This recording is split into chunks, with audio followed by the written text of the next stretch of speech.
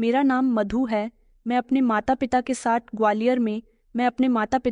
ग्वालियर में रहती थी। मेरी माँ का जब मैं 60 साल की थी तब देहांत हो चुका था। फिर उसके बाद मेरे पिताजी ने दूसरी शादी कर ली। मेरे पिताजी मुझे पढ़ाना लिखना चाहते थे, इसीलिए उन्होंने मेरा अच्छे स्कूल में एडमिशन करवाया और उसके बाद मैं बड़ी हो गई, समझदार हो गई, तो मैं पढ़ाई में खुद ही बिजी रहने लगी। सौतेली माँ ने कभी मुझसे प्यार नहीं किया। वो हमेशा मुझसे अपना बिहेवियर बदल कर ही बात किया करती थी। हमेशा उनका बिहेवियर मेरे साथ उससे भरा होता था। मेरी सौतेली माँ के आने के बाद पिताजी ने खुद को काफ़ी हद तक बदल लिया था। उनके आने के बाद वो सिर्फ उन पर ही ध्यान दिया करते थे। उन्हें अपनी इकलौती बेटी कभी दिखाई ही नहीं देती थी। सौतेली माँ चाहती थी कि मैं पढ़ लिख कर कभी कामयाब ना बनूं, लेकिन मैं कामयाब होना चाहती थी। मैं यूपीएससी की तैयारी कर रही थी क्योंकि मैं आईएएस बनना चाहती थी। मेरी यूनिवर्सिटी में सारे ही लड़के लड़कियां मेरी तारीफ किया करते थे क्योंकि मैं अपनी यूनिवर्सिटी की टॉपर रह चुकी थी। आईएएस बनना मेरा सपना था, लेकिन इसी बीच मेरा रिश्ता आ गया। मैंने पिताजी को ये नहीं बताया था कि मैं यूपीएससी की परीक्षा दे रही हूँ। वो ज़्यादा पढ़े लिखे नहीं थे, इसीलिए ज़्यादा कुछ जानते भी नहीं थे। उन्हें तो वही करना होता था जो उनका मन करता था। उन लोगों ने कभी मेरी सुनी ही कब थी। मेरा अच्छे घर से रिश्ता आ गया तो उन्होंने फौरन ही लड़के वालों को हाँ कर दी। लड़के वालों ने मेरी सुंदरता को देखकर मेरे माँ पिताजी से जिद करनी शुरू कर दी कि हम आपकी बेटी को अपने घर की बहू बनाना चाहते हैं, हमें आपकी बेटी पसंद आ गई है। मैंने पिताजी को कई बार मना किया कि मैं ये शादी नहीं कर सकती, लेकिन मेरी सौतेली माँ ने मेरे इनकार का गलत मतलब निकालकर पिताजी के सामने पेश कर दिया। उनसे कहा कि रिश्ता बहुत अच्छा है, तो फिर तुम्हारी बेटी को इनकार करने की क्या जरूरत है? मुझे तो लगता है कि तुम्हारी बेटी का किसी के साथ अफेयर चल रहा है, तभी तो वो लगातार इस रिश्ते से मना कर रही है। पिताजी ने तो आराम से अपनी पत्नी की बातों पर यकीन कर लिया था। उन्होंने गुस्से में मुझसे पूछा, क्या तुम्हारी माँ ठीक कह रही है? मैंने कहा, पिताजी ऐसा कुछ भी नहीं है, मेरा किसी से अफेयर नहीं चल रहा। मैं सिर्फ अपनी पढ़ाई पर ध्यान देती हूँ और मेरे लिए कामयाब बनना और अपना सपना पूरा करना ही सब कुछ है। पिताजी कहने लगे कि लड़कियां ज्यादा नहीं पढ़ती, बस बहुत हो गई तुम्हारी पढ़ाई लिखाई, अब शादी कर लो और अपनी ससुराल चले जाओ। मेरे पिताजी के आगे मेरी कहाँ चलनी थी, इसलिए मैं खामोश हो गई और मेरी शादी पंकज नाम के इंसान के साथ तय कर दी गई। मेरा सपना टूट चुका था, मेरी परीक्षाएं भी अधूरी रह गई थीं। अगर मैं अपनी परीक्षा देने में सफल हो जाती तो शायद मेरा सपना पूरा हो जाता, लेकिन अब तो मुझे ससुराल में जाकर अपने ससुराल वालों का दिल जीतना था। इसी को मैंने अपना लक्ष्य बना लिया था। मुझे मेरे ससुर ने पसंद किया था। वो मेरे पिताजी के पुराने दोस्त थे। मैं उनके घर की बहू तो बन गई थी, लेकिन यहाँ आने के बाद मुझे पता चला कि मेरी सास को मैं पसंद नहीं थी। वो सिर्फ अपने पति की खुशी की खातिर मुझे इस घर में लेकर आई है, क्योंकि मैं उनके पति की पसंद थी और इस घर में सबसे ज्यादा मेरे ससुर की ही चलती थी। शादी के बाद मेरे ससुर जी की तबीयत खराब रहने लगी थी। मेरे ससुर जी मेरी बहुत इज्जत किया करते थे।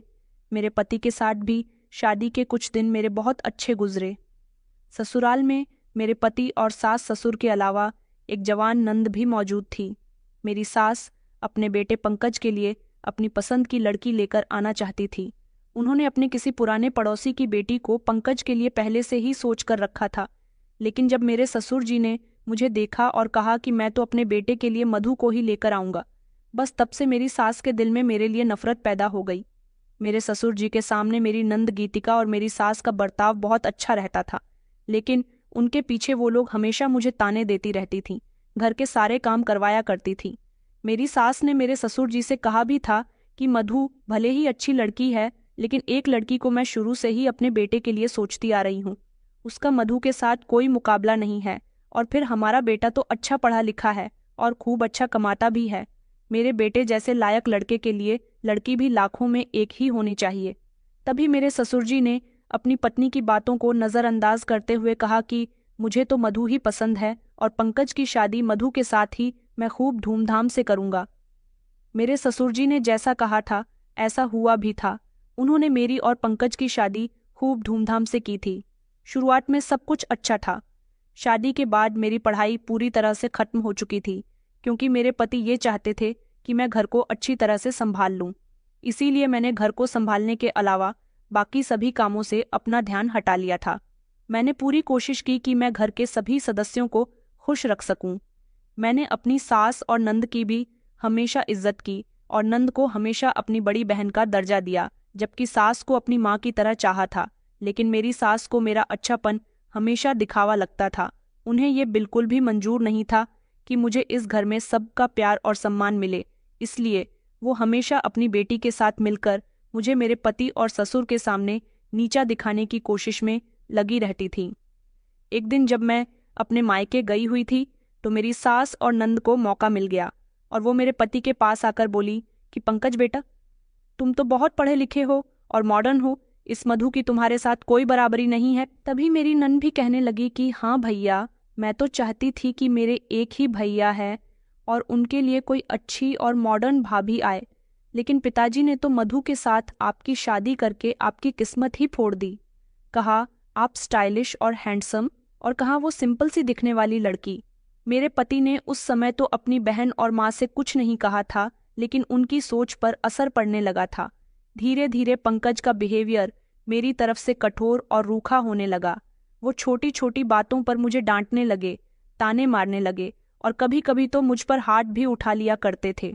हाथ उठाना तो जैसे उनके लिए मामूली सी बात हो गई थी। मैं अपने पति के इस बदले हुए बिहेवियर को समझ नहीं पा रही थी। मैंने कई बार अपने पति से बात करने की कोशिश की, लेकिन मेरे पति का जवाब हमेशा उससे भरा होता था। मुझे नहीं पता था कि मेरे पति को मेरी सांस और नन्हे चढ़ाया है, तभी वो ऐसा बर्ताव मेरे साथ कर रहे हैं। मैं सीधे दिल के साथ अपनी सास से ये बात शेयर करने के लिए चली गई थी ताकि वो अपने बेटे को समझाए। मेरी पूरी बात सुनकर मेरी सास ने कहा कि बहू, पति पत्नी के बीच तो ऐसी छोटी मोटी बातें होती रहती हैं, उन्हें ज्यादा बढ़ाना नहीं चाहिए। किसी तीसरे के सामने रोना रोने के बजाय इन बातों को कमरे के अंदर ही सुलझा लेना चाहिए। और मेरी शिकायत मेरी नंद ने फौरन ही अपने भाई से कर दी। उसने कहा कि भैया, भाभी आपकी शिकायत माँ के पास लेकर गई थी। इस बात पर भी मेरे पति मुझ पर बहुत बरसे थे। मैं अपनी सास का जवाब सुनकर हैरान रह गई थी। उन्होंने तो अपना पल्ला ही झाड़ लिया था, लेकिन मेरे ससुर जी कंडीशन को बहुत अच्छी तरह से समझ रहे थे। हमेशा वो अपने बेटे को अकेले में समझाने की कोशिश किया करते थे, लेकिन मेरा पति एक कान से सुनकर दूसरे कान को निकाल दिया करता था। इधर मेरे ससुर जी, जो कि दिल के मरीज थे, हर दिन उन्हें दिल में तेज दर्द उठा। इससे पहले कि घर वाले उन्हें अस्पताल पहुंचा पाते, उनका दम घर में ही निकल गया था। उसके बाद तो मेरे पति को खुली छूट मिल गई थी और मेरी सास नंद भी ऐसा ही किया करती थी जैसा उनका मन करता था। शादी के करीब 1 साल बाद मैंने एक बेटे को जन्म दिया। मुझे लगा था कि शायद अब मेरे पति का व्यवहार कुछ बदल जाएगा, लेकिन ये सब मेरा वहम था। अब हर रात मेरे पति शराब पीकर घर आने लगे थे। मैं उनके लिए दरवाज़ा खोलती तो उनके मुंह से शराब की मुझे बहुत तेज बदबू आती थी। मेरा बेटा छोटा था। मैं सारा दिन घर के काम करती और रात को अपने बेटे नीरज के साथ जागती रहती थी, लेकिन मेरे पति को इस बात से कोई फर्क नहीं पड़ता था। मैं जब भी अपने पति से कहती कि आप इतनी रात तक घर से बाहर क्यों रहते हो और शराब भी पीते हो, कम से कम आपको थोड़ा तो ख्याल करना चाहिए, तो इस बात पर मेरे पति ने मुझे बालों से पकड़ लिया और कहने लगे कि मैं कुछ भी करूं, तुझे इस बात से क्या मतलब? तू घर में क्या करती है? सिर्फ रोगियों ही तू पकाती है और बच्चों को संभालना है। तुझे तो मेरी कदर करनी चाहिए। तू मेरे घर में रह रही है, मेरे पैसों पर पल रही है और मुझे ही सिखा रही है कि मुझे क्या करना है। मैंने उस दिन तो हिम्मत जुटाकर अपने पति से ये बात कह दी थी, लेकिन उसके बाद मैंने कभी अपने पति से कुछ नहीं कहा, क्योंकि उस दिन मेरे पति ने चिल्लाते हुए पास रखा गिलास जमीन पर पटक दिया था और फिर बालों को जोर से खींचते हुए मुझे जमीन पर धक्का दे दिया था। अपने पति के इस बिहेवियर से मैं बहुत परेशान हुई थी और सारी रात मेरी रोते हुए गुजरी थी। अगली सुबह जब मेरे पति सो रहे थे और मैं किचन में नाश्ता बना रही थी, तभी मेरी नंद किचन में आ गई और कहने लगी कि अरे भाभी, रात को क्या आपका भैया के साथ कोई झगड़ा हुआ है? मुझे गाली गलौज की आवाज़ आ रही थी। मेरी नंद मुस्कुराते हुए ये बात कह रही थी। मैं अपने काम में बिजी थी। मैंने उसे कुछ भी नहीं कहा तो वो कहने लगी कि मैं तो पहले ही कहती थी कि तुम इस घर के लायक नहीं हो, न तुम अपने पति को संभाल पा रही हो और ना ही घर को। मैंने अपनी नंद से कहा कि प्लीज़ गीतिका, मैं पहले ही बहुत परेशान हूँ, मैंने धीमे शब्दों में उससे कहा था। उसने कहा कि परेशान तो मेरे भैया हैं, तुम्हारी वजह से तुमने उनकी जिंदगी खराब कर दी है। ये कहकर वो अपना नाश्ता उठाकर किचन से चली गई। मैं अभी बाकी के काम करने में बिजी थी। जल्दी जल्दी अपने पति के उठने से पहले ही सारे काम से फ्री हो जाना चाहती थी, क्योंकि उनके बहुत सारे काम होते थे। थोड़ी देर बाद मेरे पति के गुस्से से कड़कती हुई आवाज़ आई, मधु, अरे मधु, कहाँ मर गई हो? मैंने जल्दी से कहा कि जी, मैं अभी आई। किचन के सारे काम छोड़कर मैं जल्दी से कमरे में चली गई थी। मेरी सांसें तेज हो रही थीं। मैंने जल्दी से साड़ी के पल्लू से अपने हाथ पोंछे। मेरे कमरे में पहुंचने से पहले ही फिर से मेरे पति ने जोरदार आवाज लगाई कि तुम्हें सुनाई नहीं देता, मैं कब से चिल्ला रहा हूं। मैंने कांपती हुई आवाज में कहा कि जी, क्या हुआ? पंकज कहने लगे कि तुम्हें कितनी बार कहा है कि मेरी पहली आवाज में ही मेरे सामने हाजिर हो जाया करो। उनके हाथ में शर्ट थी। उन्होंने वो शर्ट मेरे मुंह पर फेंकते हुए कहा कि जल्दी से इसे प्रेस कर दो, मुझे ऑफिस जाना है। मैंने जल्दी से अपने पति की शर्ट उठाई और उसे प्रेस करने लगी। वो बाथरूम में नहाने के लिए चले गए थे। थोड़ी देर बाद ही उनकी आवाज़ आई कि मधु, तौलिया कहाँ है? जल्दी से तौलिया लेकर आओ, मुझे देर हो रही है। मैं प्रेस छोड़कर जल्दी जल्दी तौलिया लेने के लिए दौड़ी। बाथरूम के दरवाजे पर पहुंचकर मैंने तौलिया अंदर बढ़ाया कि ये लीजिए। पंकज ने जोरदार आवाज़ में कहा कि अभी तुम्हें हर बार याद दिलाना पड़ेगा। क्या मेरे पति ने तौलिया खींचते हुए कहा था? मैं जल्दी से फौरन ही प्रेस करने के लिए पलटी तो मेरा पैर बेड के कोने पर लग गया। मैं दर्द से कराहने लगी थी और फिर जल्दी से शर्ट प्रेस करने के लिए पहुंची। जैसे ही मेरी नज़र शर्ट पर पड़ी, मैं शॉक्ड रह गई थी। शर्ट का एक हिस्सा जल चुका था। मैं डर गई और मैंने सोचा कि अब क्या होगा। मेरा शरीर कांपने लगा था। इतनी ही देर में बाथरूम का दरवाज़ा खुला और मेरे पति बाहर आ गए। कहने लगे कि मेरी शर्ट तैयार है। जैसे ही मेरे पति की नज़र अपनी जली हुई शर्ट पर गई तो उनकी आंखें गुस्से से लाल हो गईं। उन्होंने कहा कि तुमने ये क्या कर दिया? ये मेरी फेवरेट शर्ट थी। मैंने कहा, सॉरी, गलती से ये सब कुछ हो गया। तभी मेरे पति जोर से चिल्लाए और कहने लगे कि तुमसे एक काम भी ठीक से नहीं होता। मैं वहीं खड़ी रो रही थी। इतनी ही देर में मेरी सास बड़ी शान के साथ चलते हुए कमरे के अंदर दाखिल हुई। कहने लगी, अरे बेटा, एक शर्ट ही तो जली है, तुम्हें इतनी सी बात पर इतना गुस्सा करने की क्या ज़रूरत है? तुम्हें तो पता ही है कि इस बेचारी से कोई काम ढंग से नहीं होता। मैं अभी तेरे लिए दूसरी शर्ट निकालकर प्रेस कर देती हूँ। मेरी सांस अलमारी की तरफ गई और अलमारी खोलते हुए कहने लगी कि मैंने तो तुझे कहा था कि मेरी मर्जी की लड़की से शादी कर ले, मगर तू भी अपने पिता का कहना मानता रहा। अगर उस दिन तू कह देता कि मुझे पिताजी की पसंद की नहीं बल्कि माँ की पसंद की लड़की से शादी करनी है, तब शायद तेरे साथ ऐसा ना होता जैसा अब हो रहा है। अपनी सास की ऐसी बातें मेरे दिल को चुभ रही थीं। मैं किसी तरह अपने आंसुओं को रोकने की कोशिश कर रही थी। मैं कमरे से निकलकर किचन में आ गई थी और वहां पर जाकर फूट फूट कर रोने लगी। नाश्ता तैयार करने के बाद मैं दोबारा कमरे के अंदर गई। मेरी सास मेरे पति की शर्ट पर प्रेस करने के बाद कमरे से जा चुकी थी। मैंने उन्हें नाश्ता दिया और हिम्मत जुटाकर कहने लगी कि आप मुझ पर इतना गुस्सा क्यों करते हो? मैं मानती हूँ कि मुझसे गलती हुई है, लेकिन आप मुझसे आराम से भी तो बात कर सकते थे क्या? हर बात चिल्लाकर करनी ज़रूरी है। ये सुनते ही मेरे पति ने मुझे घूरते हुए देखा और कहा कि इसमें भी मेरी गलती है। मैंने कहा, नहीं, आपकी कोई गलती नहीं है। लेकिन मेरे पति का चेहरा देखकर मेरी आवाज़ टूटने लगी थी। वो कहने लगे कि अच्छा, अब तुम मुझे सिखाओगी कि मुझे कैसा बर्ताव करना चाहिए। इतनी ही देर में उन्होंने मेरे बाल पकड़ते हुए कहा। मैं जोर से चिल्ला उठी थी। मैंने कहा, छोड़िए, मुझे दर्द हो रहा है। मैंने बड़ी मुश्किल से उनकी पकड़ से अपने बाल छुड़ाए थे। मैंने कहा कि मैं भी इंसान हूँ, इस तरह का व्यवहार सहन करना मेरे बस की बात नहीं है। मेरी आवाज़ रोने वाली हो गई थी। मेरे पति का गुस्सा आज 7वें आसमान तक पहुंच चुका था। वो जोर से कहने लगे कि अच्छा, क्या करोगी तुम, बोलो ना। ये कहते हुए उन्होंने मेरे मुंह पर जोर का थप्पड़ मार दिया था। थप्पड़ की आवाज़ से पूरा घर गूंज उठा था। मेरा तो सर चकराने लगा था। मैं सदमे में आ गई थी और मेरी आंखों में आंसू भर आए थे, लेकिन मैं खामोश रही। दरवाजे पर खड़ा मेरा 5 साल का बेटा ये सब कुछ खामोशी से देख रहा था। उसकी मासूम आंखें पिता की इस हरकत से डर गई और वह दौड़कर मेरे पास पहुंचा। मैंने उसे गले से लगा लिया।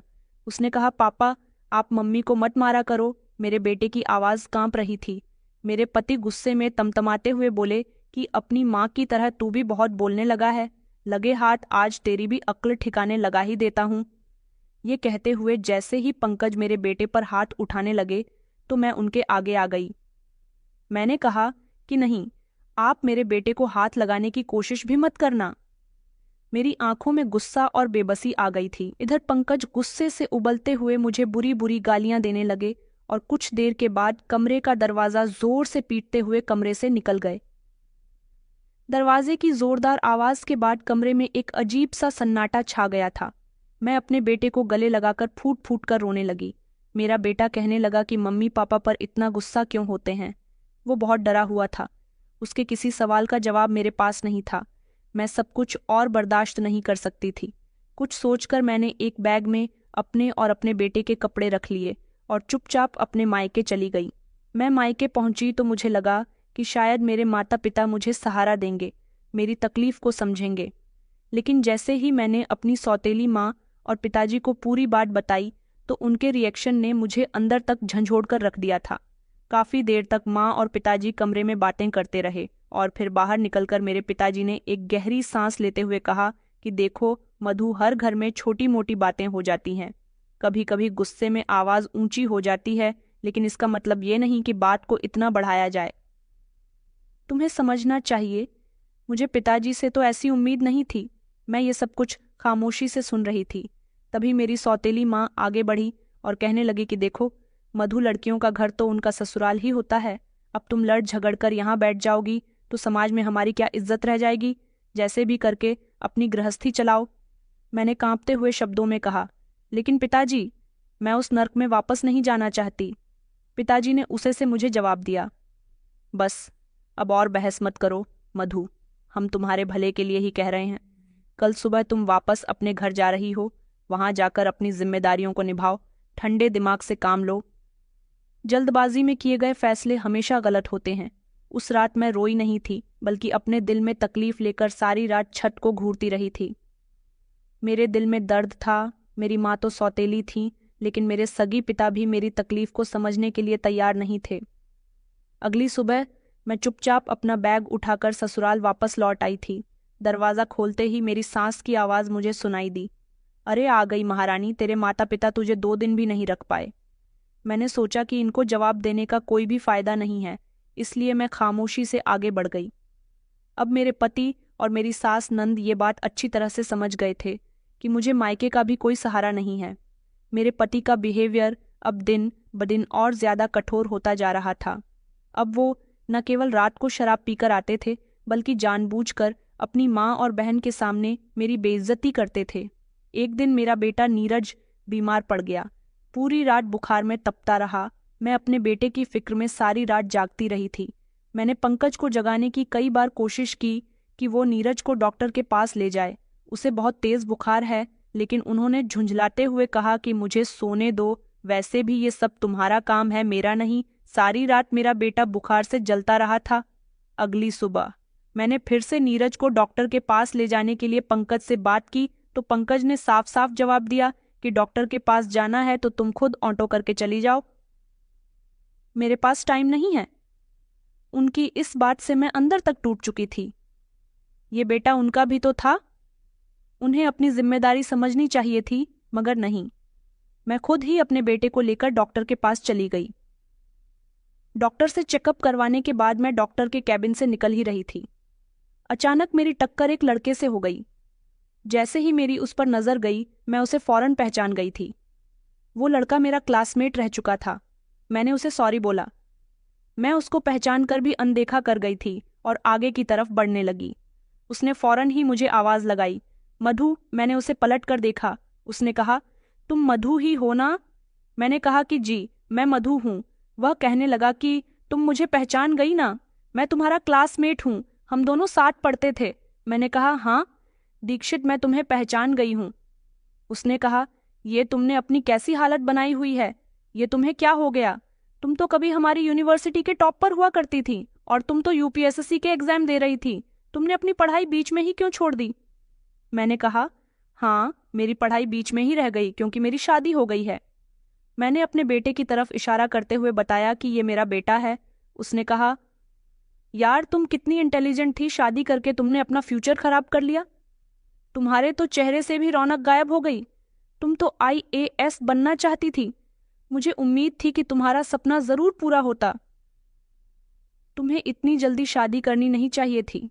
मैंने कहा, शायद यही मेरे नसीब में लिखा हुआ था। बातें करने के दौरान दीक्षित की नज़र मेरी गर्दन और बाजू पर पड़ी। उसने कहा कि ये निशान कैसे है।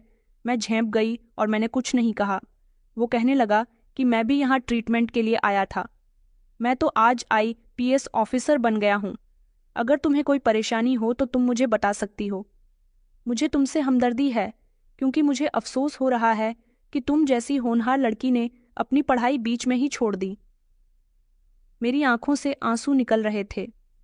मैं दीक्षित को कैसे बताती कि मैं कितने सालों से अपने पति के अत्याचार बर्दाश्त कर रही हूँ। दीक्षित ने कहा कि अच्छा ठीक है, लगता है तुम जल्दी में हो, मैं तुम्हारा समय ज्यादा नहीं लूंगा। मुझे लगता है कि तुम काफी परेशान हो, मैं तुम्हारे बारे में ज्यादा तो नहीं पूछूंगा। उसने अपनी जेब में हाथ डाला और मुझे एक कार्ड दिया। वो कहने लगा कि तुम्हें जिंदगी में कभी भी मेरी मदद की जरूरत हो तो मुझसे कांटेक्ट जरूर करना। मैं तुम्हारी मदद करने के लिए हमेशा तैयार रहूंगा। वैसे भी मैं एक IPS ऑफिसर हूँ, होने के साथ साथ समाज सेवक भी हूँ। मैंने उसका शुक्रिया अदा किया और मैं वहां से चली आई थी। मुझे अस्पताल में काफ़ी देर हो गई थी। अभी मुझे अपने बेटे की दवाइयाँ भी लेनी थीं। मेडिकल स्टोर पर भी काफ़ी भीड़ लग रही थी, इसलिए मुझे वहाँ भी देर हो गई। और फिर जब मैं घर पहुंची तो घर पहुंचते ही काम में बिजी हो गई थी। अपने बेटे को दवाई देकर मैंने सुला दिया था। शुक्र था कि मेरे पति अब भी घर पर नहीं आए थे, वरना हंगामा शुरू कर देते कि इतनी देर में कहाँ से आ रही हो। मैं उनको कितना ही यकीन दिलाती कि मैं डॉक्टर के यहाँ गई थी, फिर भी उन्हें यकीन नहीं आता। अगली सुबह नीरज की तबीयत काफ़ी बेहतर थी। नीरज को स्कूल भेजने के बाद मैं नाश्ता बनाने में जुट गई थी। तभी मेरे पति कमरे से बाहर आकर नाश्ता करने ही जा रहे थे कि अचानक गीतिका कमरे में आ गई और मेरे पति से कहने लगी कि भैया, मुझे आपसे कुछ कहना है, आप अपनी पत्नी को काबू में रखिए। कल ये महारानी नीरज को डॉक्टर के ले जाने के बहाने से पूरे 4 घंटे में घर आई है। डॉक्टर के यहाँ इतना भी समय नहीं लगता, न जाने कहाँ मटर गश्ती करती फिर रही थी। घर का सारा काम मुझे ही करना पड़ा। इतनी छूट भी अच्छी नहीं है। माँ भी बहुत गुस्सा हो रही थी, लेकिन आप गुस्सा मत करना, मैं तो बस आपको बता रही हूँ कि आपकी पीठ पीछे भाभी न जाने कहाँ कहाँ घूमती रहती है। ये बात सुनते ही मेरे पति की आंखें अंगारे की तरह उबलने लगी थीं। वो तेज कदमों से चलकर किचन में मेरे पास आए। मैं जो अपने पति के लिए गर्म गर्म परांठे बना रही थी, मेरा मुंह दूसरी ओर था।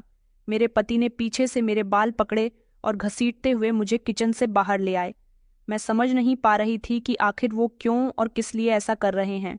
कहने लगे कि बता, डॉक्टर के यहाँ से तू कहाँ गई थी? तेरी हिम्मत कैसे हुई इतनी देर से घर आने की? और तुझे देर कहाँ हुई? कहाँ गई थी तू? किससे मिलती है मेरे पीठ पीछे? मैंने कहा, मैं तो बस डॉक्टर के पास ही गई थी और कहीं भी नहीं गई थी। मेरे पति ने मेरे बालों को और जोर से पकड़ा, कहने लगे कि मुझसे झूठ बोलती है। मैंने कहा, मैं झूठ नहीं बोल रही हूँ। मैं नीरज को डॉक्टर के यहाँ ही लेकर गई थी, वहीं पर देर हो गई क्योंकि हॉस्पिटल में बहुत भीड़ थी। मेरे पति ने चिल्लाकर कहा कि इस घर में रहना होगा तो कायदे कानून से रहना होगा। झूठ बोलती है, अस्पताल में इतनी देर नहीं लगती जितनी देर में तू यहाँ आई है। 4 घंटे तूने अस्पताल में क्या किया? मुझे बहुत दर्द हो रहा था क्योंकि उन्होंने मेरे बालों को बहुत मजबूती के साथ पकड़ा हुआ था। इससे पहले कि मैं कुछ बोलती, अचानक मेरे पति का फोन बज उठा। उनके ऑफिस से फोन आया था। वो इन सब बातों को भूल गए थे कि आज उन्हें जल्दी ऑफिस जाना था।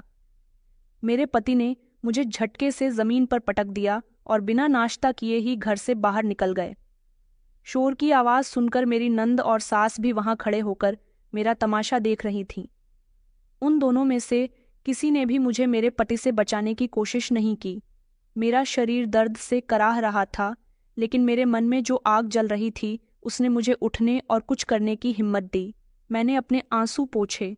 दूसरी तरफ देखा तो मेरी सास और ननद आपस में खड़ी एक दूसरे को देखकर मुस्कुरा रही थी और फिर वो अपना मुंह सिकोड़ते हुए वहां से चली गई।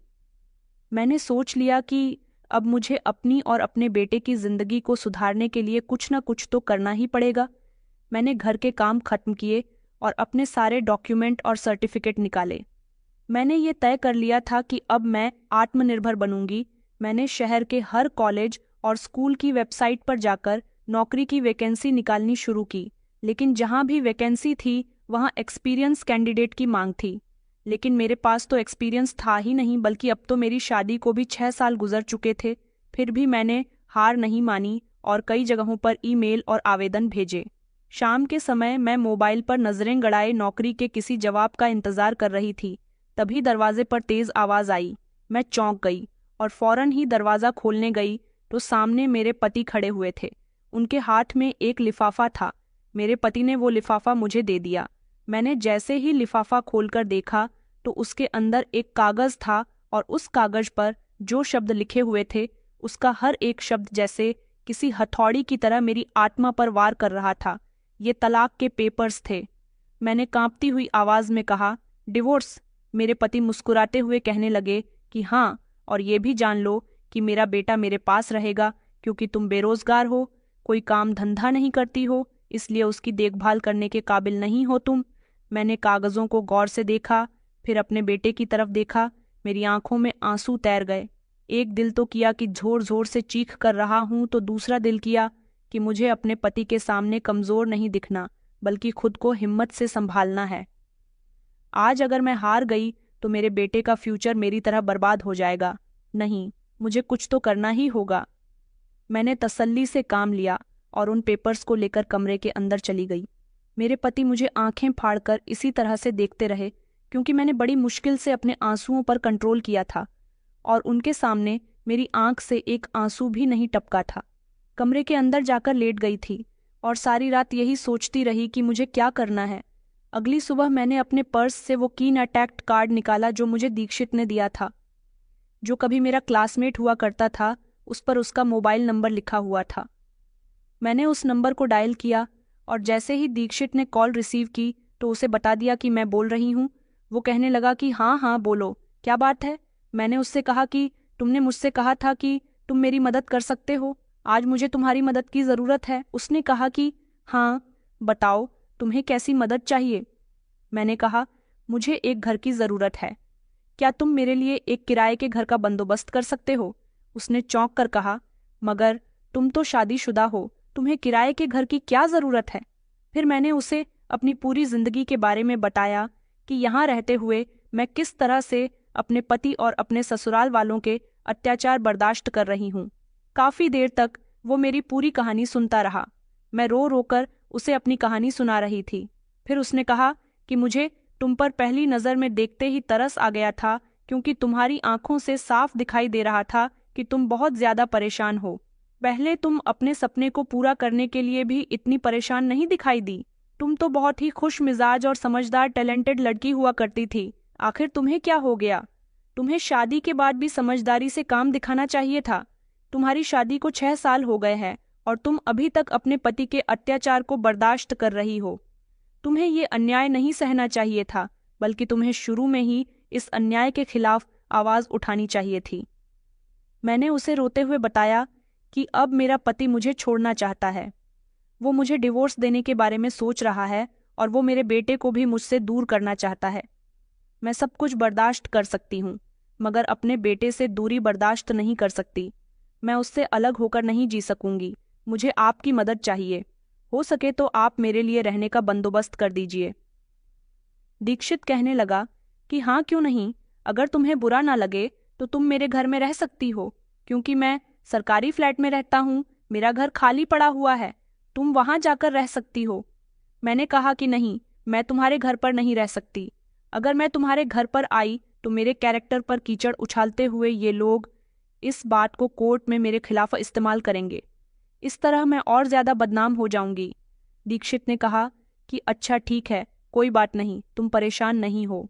मैं तुम्हारे लिए किराए का घर ढूंढता हूँ और कोई फिक्र मत करना, मैं हमेशा तुम्हारी मदद करने के लिए तैयार हूँ। यही वो समय है जब तुम्हें खुद को साबित करना है और मैं तुम्हारे साथ हूँ। दीक्षित ने उसी दिन अपने घर के पास ही एक छोटा सा घर ढूंढकर मुझे दिलवा दिया था। मैंने अपने और अपने बेटे के कपड़े पैक किए, नीरज को तैयार किया, साथ ही साथ अपने पास किए हुए इकट्ठे कुछ पैसे उठाए और मौका देखकर चुपचाप घर से निकल गई। रात के समय जब मेरे पति घर वापस आए तो हमेशा की तरह उन्होंने मुझे आवाज़ लगाई, मधु, मेरे लिए पानी लेकर आओ जल्दी से। लेकिन घर में सन्नाटा था। उन्होंने किचन में झांक कर देखा तो वहां भी कोई नहीं था। उन्होंने नीरज के कमरे में झांक कर देखा तो वो भी खाली पड़ा हुआ था। फिर वो वापस अपने कमरे में आए तो उनकी नज़र टेबल पर रखे एक लिफाफे पर पड़ी। उन्होंने लिफाफा खोलकर देखा और अंदर से मेरे हाथ का लिखा हुआ लेटर पढ़ने लगी। मैंने लेटर में कुछ इस तरह से लिखा था, पंकज, मैंने आपके साथ बहुत साल बिताए, हर ताने हर दर्द को मैं सहती रही, लेकिन अब मैं और कुछ नहीं सह सकती। आपने हमेशा मुझे कमज़ोर समझा, लेकिन अब मैं अपने बेटे के साथ एक नई जिंदगी शुरू करूंगी। आपको जो करना है आप करो, पर अब मैं आपके साथ नहीं रह सकती। मेरा लेटर पढ़ने के बाद मेरे पति को बहुत गुस्सा आया था। वो गुस्से से बौखलाकर सोफे पर बैठ गए थे। उन्होंने तो मुझे धमकाने के लिए डिवोर्स के पेपर्स तैयार करवाए थे, लेकिन अब उनका दांव उन पर ही उल्टा पड़ गया था। काफी देर तक वो इसी सोच में डूबे रहे, लेकिन घर के सभी मेंबर अपने अपने कमरे में जाकर सो चुके थे। मेरे पति को भूख लग रही थी। देर रात तक जब उन्हें लगातार भूख लगती रही और नींद नहीं आई तो किचन में जाकर उन्होंने देखा तो सारे बर्तन खाली पड़े हुए थे। उनमें से किसी भी बर्तन में खाना नहीं था। वो चुपचाप अपना मन मारकर वहीं बैठ गए थे और अपने कमरे में सोने चले गए, क्योंकि अब उनकी पसंदीदा सब्जी के साथ गर्म गर्म रोगियों पकाकर खिलाने वाली जो इस घर से चली गई थी। अगले दिन भी सब कुछ नॉर्मल तरीके से चल रहा था। मेरे पति ने कड़कती हुई आवाज़ के साथ मुझे आवाज़ दी, लेकिन अब उनकी आवाज़ सुनने वाला कोई भी नहीं था। अब वो उदास रहने लगे थे, लेकिन वो अभी भी अकड़ में थे। उनका मानना था कि वो मुझे अपने घर नहीं बुलाएंगे। मैं भी उनके घर जाने के लिए तैयार नहीं थी। मैं तो खुद उस नरक से निकलकर आई थी। दीक्षित ने मुझे किराए का घर दिलवा दिया था। यहाँ पर 2-3 दिन मैंने अपने बेटे के साथ बहुत सुकून से गुजारे थे, लेकिन अब मैं ऐसे खाली हाथ नहीं बैठ सकती थी। अपने बेटे का फ्यूचर संवारने के लिए मुझे कुछ ना कुछ तो करना ही था। मैं बड़ी परेशान थी। मैं किसी अच्छी नौकरी की तलाश कर रही थी, लेकिन मुझे कहीं नौकरी नहीं मिल सकी। दीक्षित अपने घर से खाना बनवाकर मेरे लिए लेकर आया था, लेकिन मैं उसका एहसान कब तक ले सकती थी। मैंने उसे कह दिया था कि अब तुम्हें मेरा ख्याल रखने की ज़रूरत नहीं है। बस एक बार मेरी नौकरी लग जाए, उसके बाद सब कुछ ठीक हो जाएगा। उसने कहा कि तुम टीचिंग कर सकती हो। मैंने कहा कि टीचिंग करने का मुझे कोई एक्सपीरियंस नहीं है। दीक्षित ने मुझे एक आइडिया दिया। वो कहने लगा कि तुम चाहो तो इस घर में रहकर ही कोचिंग सेंटर खोल सकती हो। मैंने कहा कि वो कैसे? उसने कहा, तुम्हें याद नहीं कि तुम यूपीएसएससी के एग्ज़ाम्स दे रही थी और तुम्हें अच्छी तरह से पता है कि यूपीएसएससी के एग्ज़ाम किस तरह क्लियर किए जाते हैं। मैं ढूंढकर तुम्हारे लिए 2-3 स्टूडेंट्स का बंदोबस्त कर देता हूँ। तुम घर में ही कोचिंग सेंटर चला सकती हो। मुझे उम्मीद है कि तुम ये सब कर सकोगी। मैंने कहा, लेकिन मुझे डर लग रहा है।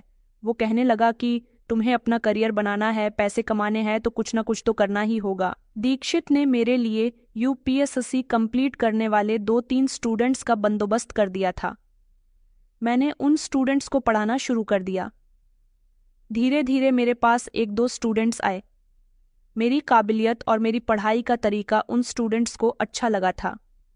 उन्हीं के थ्रू बाकी स्टूडेंट्स ने भी मेरे पास आना शुरू कर दिया और इस तरह मेरा कोचिंग सेंटर 2 से 5 स्टूडेंट और 5 से 10 स्टूडेंट्स तक पहुंच चुका था। मुझे खुशी हुई थी कि मैं कामयाब होने लगी थी। उधर मेरी ससुराल में मेरे पति को मेरी कमी बहुत खल रही थी। उनका अपने ऑफिस में काम पर भी ध्यान नहीं था।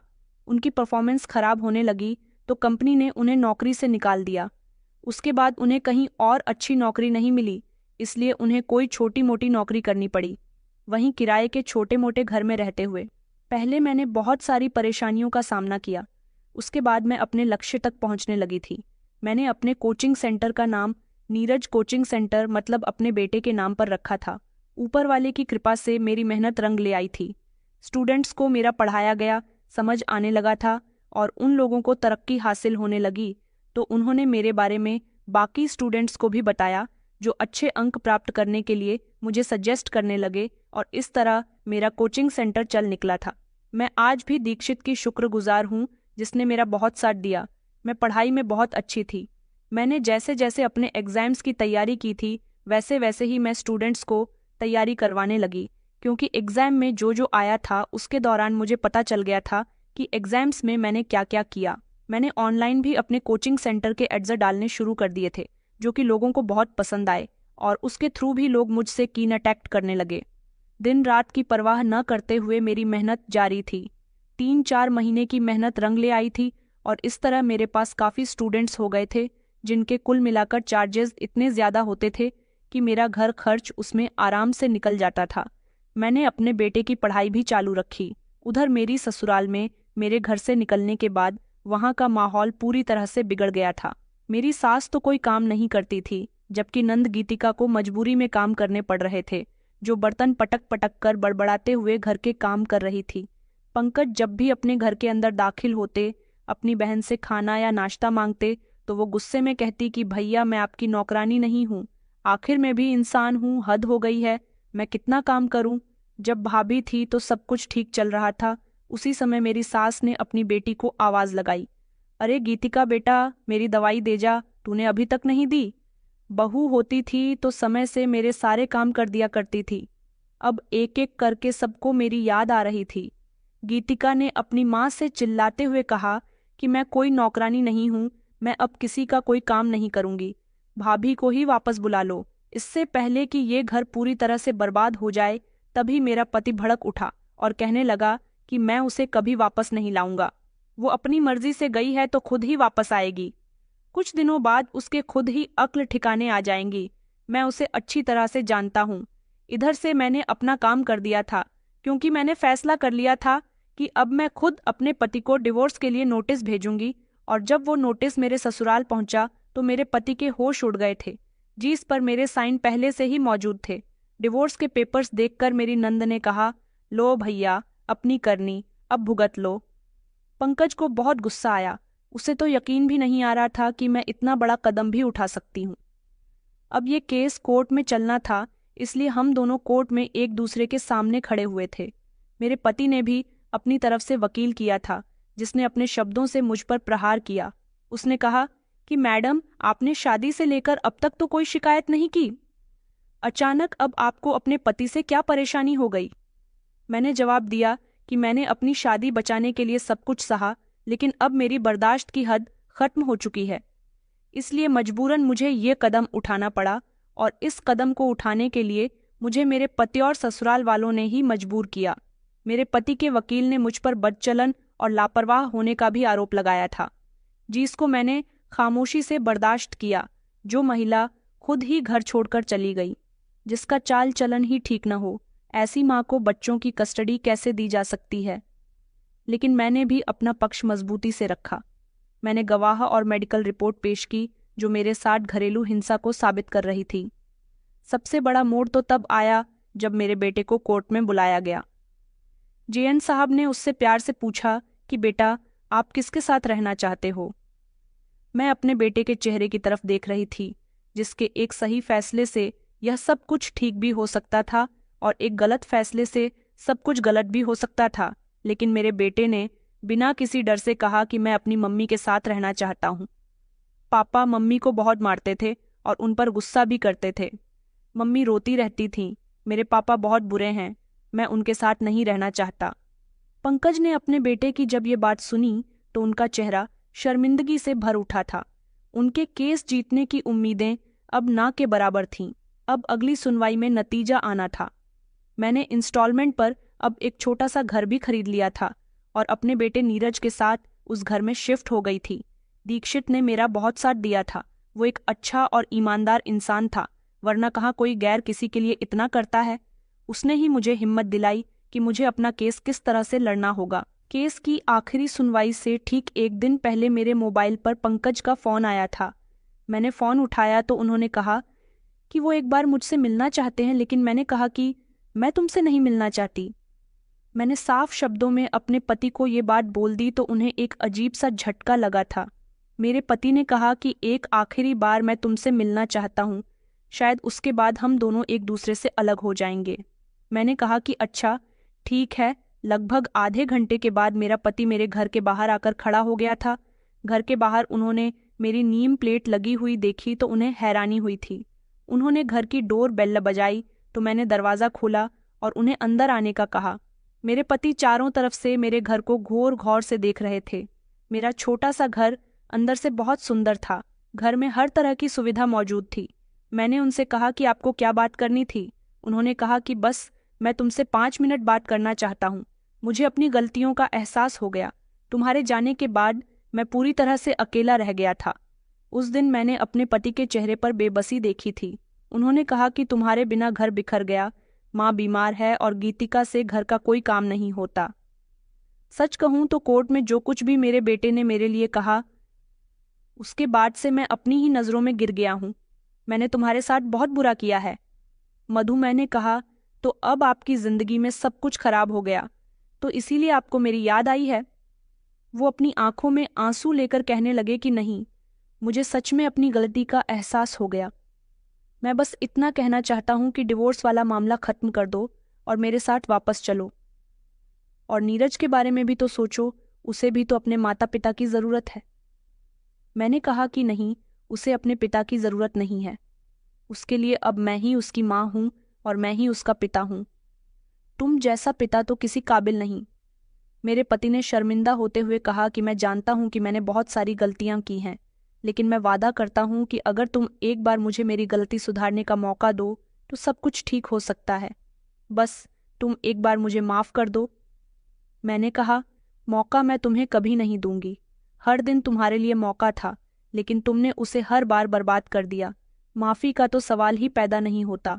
जब कोई गलती अनजाने में होती है तब माफ़ी मांगी जाती है, लेकिन तुम्हारी हर गलती जानबूझकर की गई थी। मैं तुम्हें माफ़ नहीं कर सकती, और सच कहूँ तो अब मेरी जिंदगी में तुम्हारे लिए कोई जगह नहीं है। तुम यहाँ से जा सकते हो।